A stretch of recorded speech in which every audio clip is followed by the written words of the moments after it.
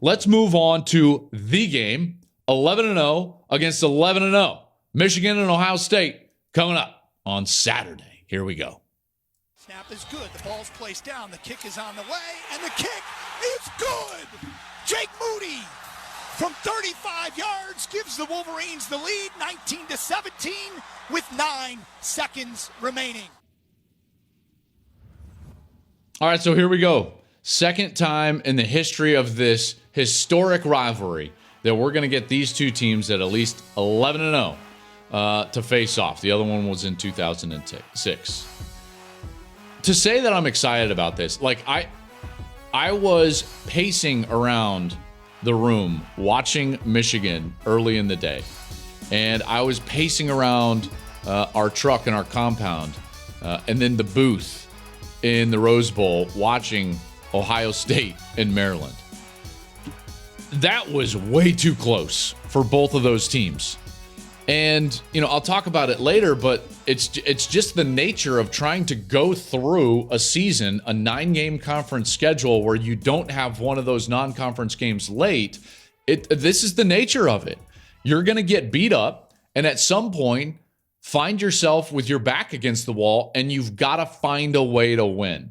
Both of them did that. First, Michigan. So Michigan, the biggest question coming out of last week is going to be Blake Corum's health. And quite frankly, that's probably the question in the game. This whole week is going to be, how healthy is Blake Corum? What is Michigan going to be able to do in the run game?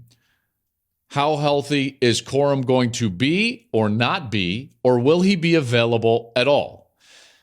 This is 100%, like, the cloud over the game right now. But Wolverine fans, you're going to get exactly zero sympathy from Ohio State fans, because they're just going to be like, hey, see that guy that's only had, 5 catches on the year?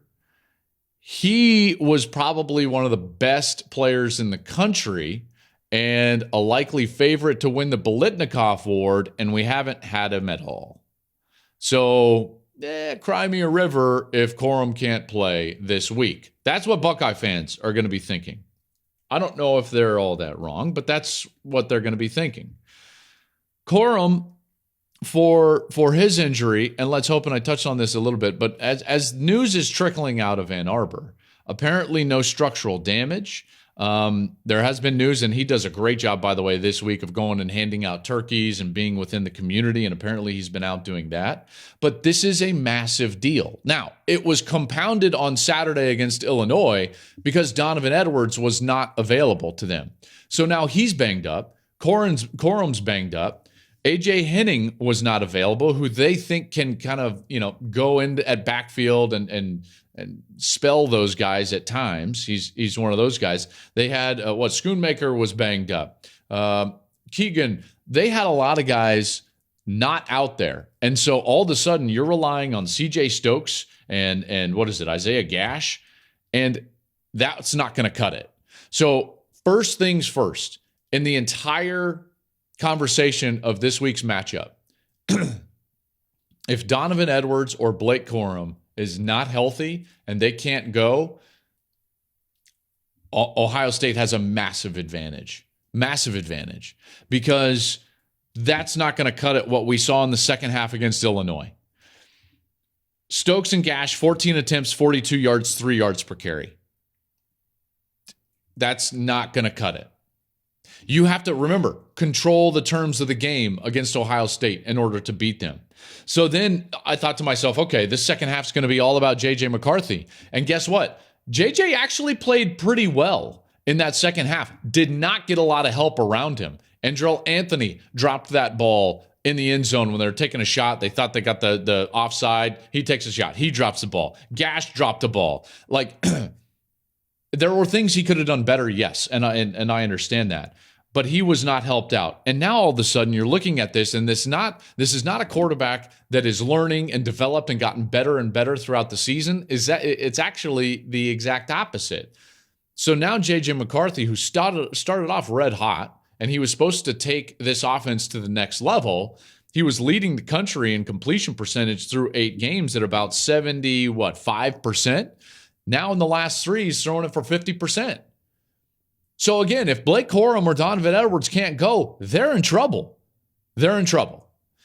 This is a defense that's going to have to play really well. And obviously, statistically, they're very good, but they did give up a lot of yardage to Chase Brown in Illinois. And Illinois had every opportunity to win that game. And of course, Brett Bielema is incensed at some of the penalties and officials' decisions, but that is what it is. That's a lot of different games. For Ohio State, on the opposite side, they were dealing with something very similar, but they got a very different result out of it. Okay, so Mayan Williams not available. Travion Henderson goes out there, and they think, okay, he's going to be back. Totally ineffective. You can tell he was banged up still and not healthy, but they've got better depth than Michigan at running back because Dallin Hayden rolls out there, and he's got 27 carries for 146 yards. So they got to feel a lot better about their backfield situation going into the game, even though they've each got some of those injuries going on. I also told you that there was an issue brewing in terms of wide receiver production, that they were relying too heavily on Marvin Harrison Jr. In fact, over the previous 3 games before Saturday, Marvin Harrison Jr. was accounting for about 49% of the receiving production for Ohio State. That was too high. So I said Julian Fleming or Emeka Egbuka was going to have to step up and reemerge as a true secondary threat to Marvin Harrison. Because in obvious passing situations, if I'm Michigan, I'm just doubling Marvin Harrison Jr. because that's where the ball was going to go. And so Emeka Egbuka steps up, 6 catches, 82 yards, leads them in receiving. So in a week in which both of these teams were tested, the depth was tested, and these specific areas of their team were tested, Ohio State comes out of that looking and feeling a lot better moving into game week than Michigan. Because Michigan has major questions now about the health of their running back room and then whether their quarterback is going to be able to stand up and actually be the catalyst to go win a game. Think about where we started in this podcast, talking about Caleb Williams.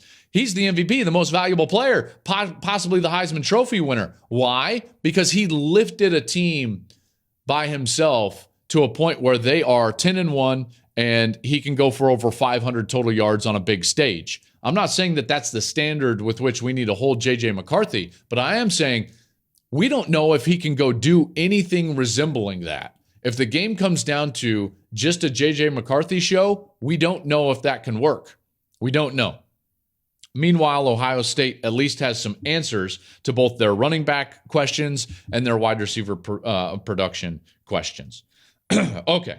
The blueprint to beat Ohio State, remember this, is exactly the way that Michigan plays. So stylistically, if I'm a Wolverine fan, I'm still confident in the fact that the architecture of their defense is built specifically to combat what Ohio State does.